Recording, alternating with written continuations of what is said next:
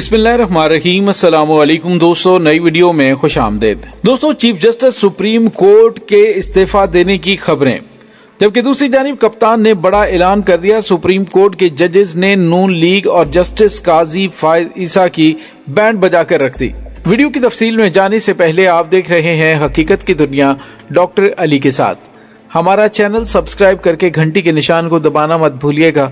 इस वीडियो को ज्यादा से ज्यादा फेसबुक, व्हाट्सएप और सोशल मीडिया पर शेयर जरूर करें। शेयर और लाइक करने के साथ साथ कमेंट बॉक्स में पाक फौज जिंदाबाद, पाकिस्तान पाइंदाबाद और पाकिस्तान के गुमनाम हीरोज को सलाम का नारा कमेंट जरूर कीजिएगा।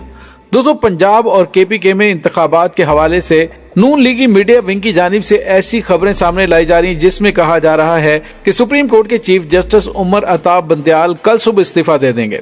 लेकिन दूसरी जानिब पंजाब और केपीके इंतखाबात केस में सुप्रीम कोर्ट में समाअत के लिए नया बेंच मुकर्रर कर दिया गया और नया बेंच कल 11:30 बजे समाअत करेगा। नए बेंच में जस्टिस अमीनुद्दीन की माजत के बाद पंजाब और केपी के इंतखाबात में सुप्रीम कोर्ट में समाअत के लिए मुकर्रर होने वाले बेंच में जस्टिस अमीनुद्दीन शामिल नहीं होंगे और सुप्रीम कोर्ट की जानिब से कहा गया कि कौन सा बेंच समाअत करेगा, इसका फैसला कल होगा।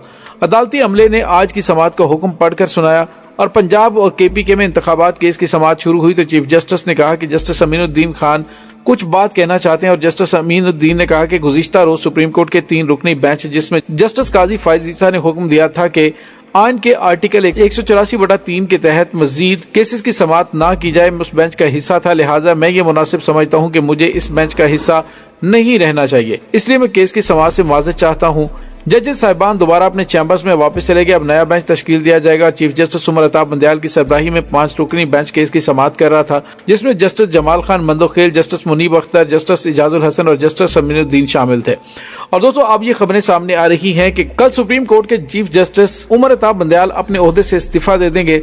हामिद मीर की जानिब से भी ये ट्वीट किया गया है। सवाल ये पैदा होता है कि नून लीग के मीडिया विंग को कैसे पता चला कि जस्टिस उमर अताब बंदयाल कल इस्तीफा दे सकते हैं। दोस्तों, याद रहे कि आज जो सुप्रीम कोर्ट के जज की जानिब से माजरत की गई थी, इस पर एक दिन पहले ही ट्वीट्स कर दिए गए थे और कहा गया था कि कल ये होगा और वैसा हो गया। दोस्तों, चीफ जस्टिस के पास इस वक्त आइन की ताकत है, खास तौर पर वकला बरादरी उनके साथ खड़ी है।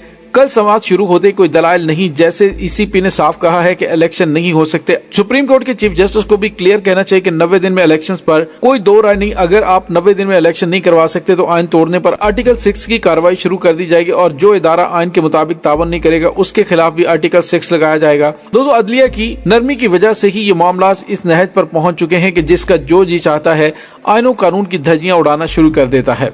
दोस्तों, दूसरी जानिब आपको ये भी बताते चलें कि चीफ जस्टिस ऑफ पाकिस्तान से मुतल्लिक सोशल मीडिया पर जाली झूठी खबर चलवाई जा रही है नामालूम अफराद की जानिब से कि वो कल इस्तीफा देने जा रहे हैं। ये झूठ है। मुकम्मल तौर पर चीफ जस्टिस उमर अताब बंदयाल अरशद शरीफ कत्ल केस समेत इलेक्शन और दीगर फैसले मुकर्रर मुद्दत में करने के बाद रिटायर्ड होंगे। दोस्तों, दूसरी जानिब आपको ये भी बताते चलें सुप्रीम कोर्ट के जजेस की एक बड़ी तादाद चीफ जस्टिस के साथ खड़ी है। दोस्तों, दूसरी जानिब आपको ये भी बताते चलें कि सुप्रीम कोर्ट के जस्टिस शाहिद वहीद ने कहा है कि हाफिज कुरान केस में वो बातें जेरे बहस हैं जो किसी केस का हिस्सा नहीं थी। बेंच तश्कील देना चीफ जस्टिस का इंतजामी इख्तियार है। जजेस बेंच की तश्कील पर एतराज नहीं उठा सकते। उन्होंने कहा कि जस्टिस काजी फायज ईसा और जस्टिस अमीनुद्दीन के फैसले से मैं इत्तफाक नहीं करता। आज खुद नोटिस में वो बात जेरे बहस लाई गई जो केस का हिस्सा नहीं थी। उन्होंने कहा कि अगर जजेस को बेंच की तश्कील पर एतराज था तो वो केस सुनने से माजरत कर सकते थे। मौजूदा खुसूसी बेंच भी कानून के मुताबिक तश्कील दिया गया, जबकि जस्टिस शाहिद वहीद ने हाफिज कुरान को इजाफी नंबर देने के मामले पर अटॉर्नी जनरल और पीडीएमसी को जवाब देने का हुक्म दिया है। दोस्तों, वाज़ेह रहे कि गुज़िश्ता रोज सुप्रीम कोर्ट ऑफ पाकिस्तान के अंदर होने वाले एक केस की समाअत जो कि हाफिज कुरान को 20 नंबर एक्स्ट्रा देने के हवाले से हो रही थी, लेकिन उसको पाकिस्तान के एक बहुत बड़े मामले के अंदर घसीटकर मामलात को खराब करने की कोशिश की गई। दूसरी जानिब मारूफ कानूनदान एतजाज अहसन की जानिब से कहा गया है कि कुछ लोग इलेक्शन से फरार के लिए हालात मार्शल लॉ की तरफ लेकर जाना चाहते हैं। सुप्रीम कोर्ट के जजेस जो सूरत हाल पैदा करें इससे मसाइल बढ़ेंगे। जजेस में इख्तलाफात हैं तो पब्लिक करने की क्या जरूरत है।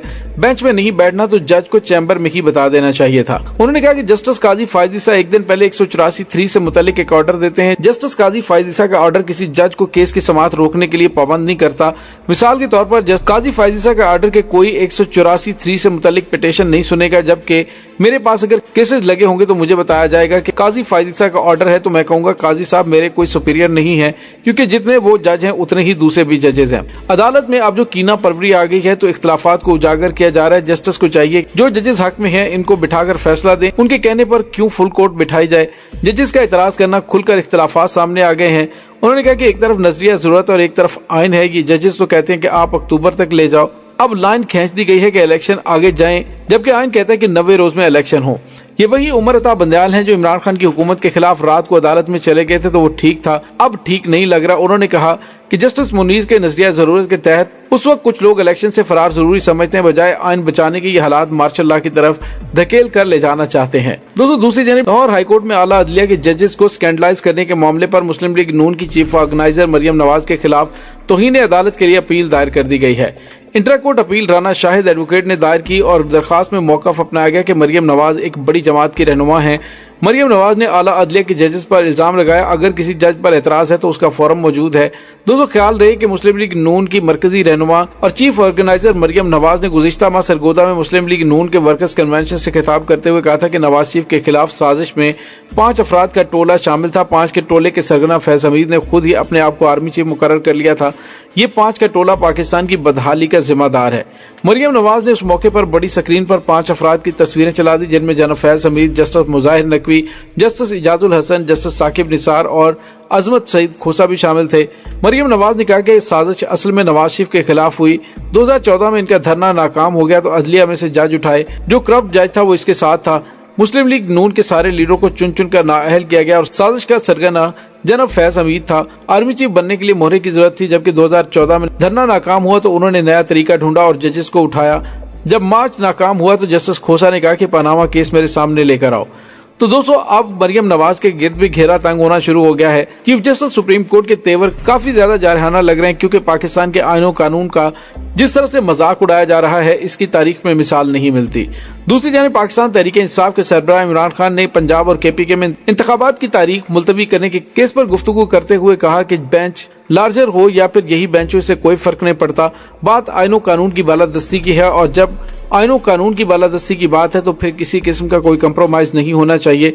सिर्फ और सिर्फ आइन की बालादस्ती के लिए अदलिया को फैसला करना चाहिए। पूरी कौम चीफ जस्टिस सुप्रीम कोर्ट के पीछे खड़ी है। अदालती अमले ने आज की समाअत का हुक्म पढ़कर सुनाया और पंजाब और KPK में इंतखाबात केस की समाअत शुरू हुई तो चीफ जस्टिस ने कहा कि जस्टिस अमीनुद्दीन खान कुछ बात कहना चाहते हैं और जस्टिस अमीनुद्दीन ने कहा कि गुज़िश्ता रोज सुप्रीम कोर्ट के 3 रुकनी बेंच जिसमें जस्टिस काजी फाइजिसा ने हुक्म दिया था कि आइन के आर्टिकल 184/3 के तहत मजीद केसेस की समाअत ना की जाए, उस बेंच का हिस्सा था। लिहाजा मैं ये मुनासिब समझता हूँ कि मुझे इस बेंच का हिस्सा नहीं रहना चाहिए, इसलिए मैं केस की समाअत से माज़रत चाहता हूँ। दोस्तों इस तमाम सूरत हाल के बारे में आपका क्या कहना है, कमेंट सेक्शन में अपने ख्यालात का इजहार जरूर कीजिएगा। इंशाल्लाह बहुत जल्द मिलते हैं एक नई वीडियो में, तब तक के लिए अपना बहुत सारा ख्याल रखिएगा।